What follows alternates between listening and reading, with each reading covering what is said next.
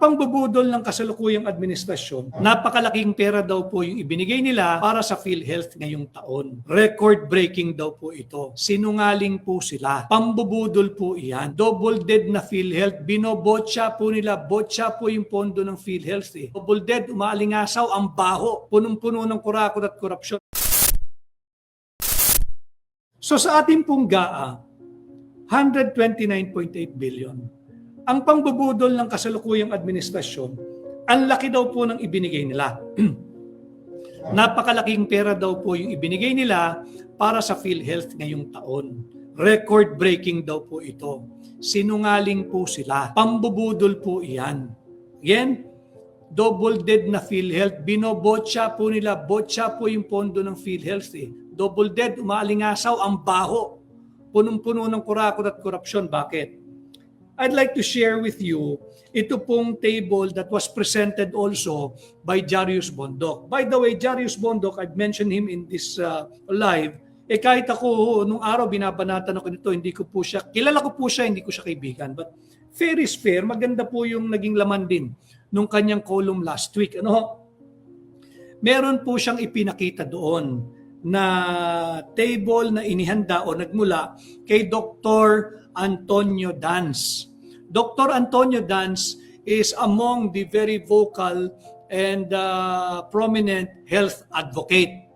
Dito po makikita ninyo, binabandera ni BBM na 129.8 billion daw po yung kanyang inilagak sa GAA, yung ating national budget ngayon 2026. Tutuwid lang po natin, hindi po totoo yun. Dahil meron pong deficit o pagkakautang o kulang pa nga actually ang gobyerno dahil nga hindi po nila iriniremit sa PhilHealth yung buong amount na taon-taon dapat entitled ito.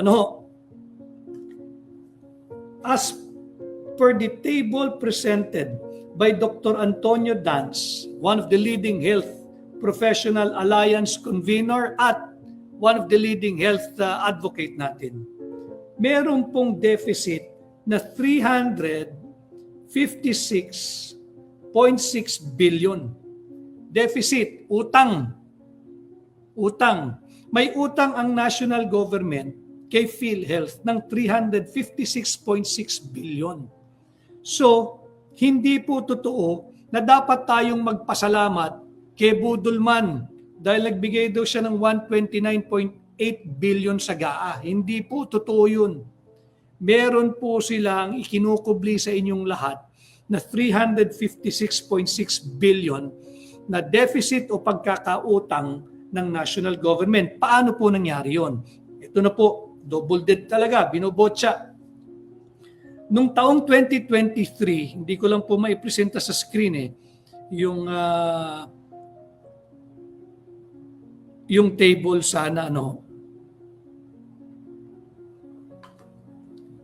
Noong 2023, ang kinakailangan po na dapat ilagay sa PhilHealth ay 136.8 billion. 2023 po yun 136.8 billion. Ang linagay po ni BBM sa GAA, 100.2 billion lang. So makikita nyo, 2023 136.8 billion. Ang iniligay niya sa GAA, 100.2 billion. Meron na po agad kulang na 36.6 billion. Kasi yun po yung hindi niya isinama sa GAA. Ang sinama lang niya sa GAA, 100.2 billion. Ito po ang malupit. Kulang na ilinigay mo sa GAA, ang rinilis lang ng kanyang administrasyon sa PhilHealth, kalahati nung nakapondo sa GAA, 50.7 billion lang. So may deficit siya ng 2023 na 86.1 billion. Move forward tayo sa 2024. Kinakailangan po ng 129 billion ng PhilHealth. Ang inilagay niya sa GAA, 61.5 billion. Ang na-release, 9.5 billion. May deficit po siya ng 119.5 billion. Palaki po ng palaki. talagang binuburiki po nila eh. Talagang binubotsa nila eh. Talagang double din ng PhilHealth. Ngayon, 2025, last year, ang kinakailangan po ng PhilHealth, 151 billion. 151 billion ang kinakailangan ng PhilHealth noong 2025. Ano pong ginawa ng magaling na BBM? Binigyan po sa GAA ng zero budget ang PhilHealth last year. Zero, itlog, wala. Walang pera PhilHealth last year. Di ba? Huwag ninyong kalilimutan sapagkat umaatake na naman po yung kanilang mga propaganda at naghahanap na naman ng pamatay sunog. At ang nakikita nila dyan, si Atong Ko. Ano, na pamatay sunog. Atong Ko. O, itong si Marlon, maloko ito. Si Marlon Purificación. Atong Ko. Hindi po ito si Atoy Ko ng Chris Paredmanizers ng araw. Panahon ni Marlon yan. Atong Ko, si Atong Ang at si Saldi Ko. Ito po yung ginagawa nilang pamatay sunog. Tatalakayin po natin mamaya yan. Ano? So ito pong zero budget ang binigay niya noong 2025, last year. So ang total deficit, 151 billion. Pag sinuma mo po yung 23, 24, 25, ang pagkakautang ng national government ay 356.6 billion. Napakalaking pera. Ito po yung kanilang inilalagak sa kung saan-saang hindi naman importanteng proyekto. Ibinubuhos nila saan? Sa flood control projects na nabulilyaso nga ng makailang ulit, trilyong piso ang nalusaw at nauwi sa bulsa at siguro pribadong vault o condominium na, kagaya dyan sa Proscenium, dyan sa Rockwell. May mga kaibigan tayo dyan sa Proscenium. Ang dami daw nakaparadang Rolls Royce dyan. Imagine ninyo, nagpapakasasa kayo habang sadlak sa kahirapan ang mga Pilipino, ninanakaw ninyo, ang daming nakaparadang Rolls Royce dyan. Sa condominium dyan, sa Proscenium, sa Rockwell. Naantay ko lang yung detalye. Kung maaari makakuha ng larawan, papalabas po natin yan. At last year din daw ho, umapaw, nagka-traffic dyan sa Proscenium, dyan po sa Rockwell. Mahigit 100 Toyota Fortuner ang nagdatingan, idineliver sa isang kongresista upang ipamigay sa mga kapwa niya kongresista. Iba ron ay bulletproof, yung by ordinary, pero 100 Toyota Fortuner brand new. Yung mga nandyan sa Proscenium, nandito po yung ating handle, pwede po kayo na magkomento. Si @Polyduces12, sana ipakulong ni VP Sara lahat ng nagnakaw pag presidente na siya. Ako po, isa lang din ang sinasabi ko sa inyo. Pag binigyan tayo ng pagkakataong makapagsilbi uli sa gobyerno, ikukulong po natin, hahabulin natin lahat ng nagnakaw. Lahat na nagpapahirap sa atin. Ano? So, base po sa table na ipinakita sa column ni Jarius Bondok, sa kanyang online column, at nagmula po ito kay Dr. Antonio Dans, health advocate, health professional alliance convener at isang kilalang health advocate, meron pong deficit na 356.6 billion ang national government sa PhilHealth. Ngayon, alam po ito ni BBM at alam din po ito, problema niya na kung hindi niya alam, we presume that he knows because he is the president at siya yung siyang primarily task to enforce all laws of the land. Violator numero 1 po yan eh. Ang kasalukuyang miyembro po ng PhilHealth, i-check niyo po ito, ang source po natin ay yung PhilHealth website. Kagaya nga po ng aking sinabi, dito po sa ating pahina, sinisikap ko po na mabigyan kayo ng tamang information. We do our share of research. Angelica V. Davila, kamusta ka? Maraming salamat. Bati lang ho tayo para mabawasan.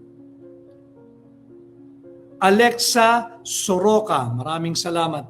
At meron din ako nakita kanina, may nagpadala po ng mensahe. Batiin ko lang ho hanapin ko lang. Si at Diana Sanchez -U4Q. Paki-shout out po kay BBM. Itin ko at Diana Sanchez -U4Q. Paki-shout out po kay BBM na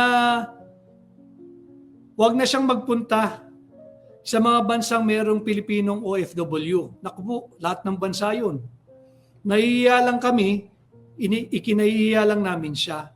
Wag na niya kaming ipahiya. Ito po'y ayon kay at Diana Sanchez -U4Q. Yun po ay mensahe diretsyo sa isang overseas Filipino worker. No? So, ang kasalukuyang miyembro po ng PhilHealth ay 106,235,882. Ba't po nagkaganon? Breakdown lang po natin. Yung direct contributors, kaya nga po ito yung ating top topic ngayon, araw ng sahod, yung mga kinakaltasan at yung mga nagko-contribute na galing sa kanilang pitaka. Ang direct contributors so ay 37,041,945 plus yung kanilang dependents na 27,996,436. Ang total po ng indirect contributors yung naghuhulog buwan-buwan, 65,867,427. Ito pong 65 million, kayo po yun, kasama rin po ako dito. 65,867,427 direct contributors and dependents. Agalit po kayo. Linoloko po kayo ng administrasyon sapagkat hindi ibinibigay yung perang dapat sa PhilHealth. Dagdagan pa po natin. Yung indirect contributors, 24,477,099. Ganyan karami yung indirect contributors. Dagdag po ninyo yung kanilang dependents. Ang kanila pong dependents ay 16,720,402 for a total of 36,877,846. So yun po yung kabuuang universe o saklaw o miyembro ng PhilHealth sa ngayon. 106,235,882. Ganyan karami. Ano po ang significance nito? Yung indirect contributors, meron po itong additional na suporta mula sa budol administration sa pamamagitan ng ayuda. Itinago po nila yung ayuda, hindi ba sa DOLE, yung programang TUPAD at sa DSWD. Diyan nila itinago yung kanilang additional na tulong o suporta. Bagamat hindi natatanggap ng buo kung anumang halaga yan, may natatanggap pong extra ang mga indirect contributors, numbering to more or less 24,477,099 plus yung kanilang dependents na nakikinabang din. No. Wala po tayong debate doon. Kung natatanggap nilang buo, okay. Kung hindi, basta't may natatanggap sila, anyway, pera nila yan. Ito po ang masama. Yung direct contributors, kayo po, tayo, yung sumasahod ng AGIS at tuwing abente, yung sumasahod ng kinsenas at katapusan, kinakaltasan po kayo. Kaya nga po kayo direct contributors. Pero, wala kayong additional na benepisyo. Walang tax break. Kahit man lang sana, isang buong buwan sa loob ng isang taon, huwag tayong pagbayarin ng ating income tax due. Bakit? Hindi nga tayo nabibigyan ng additional na tulong. Hirap na po tayong lahat. Hirap na kayo. Kuba na ho kayo, kakakayod Ngayon, January 15, yung sumasahod ng kinsenas at katapusan, unang sahod sa taong 2026. Kayo po yung kinakaltasan. Essentially, tinatakpan ninyo yung kakulangan ng napakakurap at kurakot na administrasyon. Bakit? Yung inyong contribution, yun din no ang nagagamit to pay for the needs and the expenses of the indirect contributors. Bakit po natin nasabi yan? Kulang nga ho yung riniremit ng gobyerno eh. Hindi niriniremit yung 50% na galing sa PAGCOR, yung 40% charity fund, at yung pinakita po natin sa inyo kanina, yung binanggit ko sa inyo na table. Ito po, meron pong larawan dito, medyo maliit, pagtiyagaan nyo na lamang po, ano ho,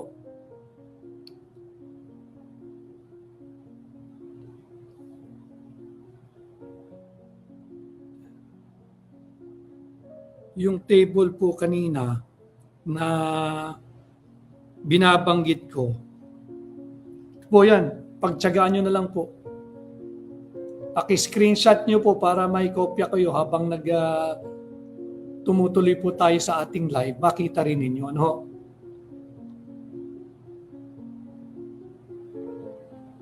No? So dyan, ang significance po nito, may nauuwi pa ho ba kayong sahod? Bukod dito sa kinakaltas sa PhilHealth, wala pong additional na benepisyo yung mga manggagawa, yung mga empleyado. Kinakaltasan, pati dito sa PhilHealth, and yet, hindi po ibinibigay ng national government under the Marcos Jr. administration yung perang dapat sana ay sa PhilHealth. Itong 129.8 billion, pambubudol po na sinasabi nilang pinakamalaking budget na raw po ito. Hindi o.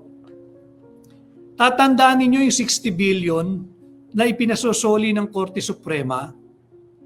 60 billion at yung 74 billion na dapat funding ng 2025 na zero. Yun pa lamang 134.431 billion na ho yun eh. Kulang po itong 129. Ito pa po ang masaklap. Ang sabi ng Korte Suprema, isoli yung 60 billion. Kung saan man po nila linagak, kung saan nila tinago, dapat binawi nila, ibinalik nila sa PhilHealth. Napakatalamak po talaga ang pambubudol. Yung 60 billion, kinuha na naman po sa inyo. Kinuha na naman po sa inyo. Kinuha na naman po sa atin. Inilagay sa GAA. Isinama sa GAA ng 2026. Ibig sabihin, galing na naman yun sa buwis na ating binabayaran. Buwan-buwan. Yung iba quarterly. Yung iba depende sa transaksyon. Galing pa rin po sa buwis nating mga Pilipino yung 60 billion na ibinalik nila sa PhilHealth. Ninakaw nga nila yung 60 billion eh. Dito lang sa Pilipinas, under Marcos Jr. administration, pag nagnakaw yung mga tiwali sa gobyerno, ang magsosoli ng ninakaw ng mga kawatan, tayong mga Pilipino. Kanya nga, double dead. Hindi lang yung PhilHealth, kundi pati yung mga manggagawa, yung direct contributor, tayong mga Pilipino. Ano po yung prueba natin? Na ang author or mastermind ng kurakot at korupsyon sa gobyernong kasalukuyan, sa administrasyong kasalukuyan, walang iba kundi si BBM.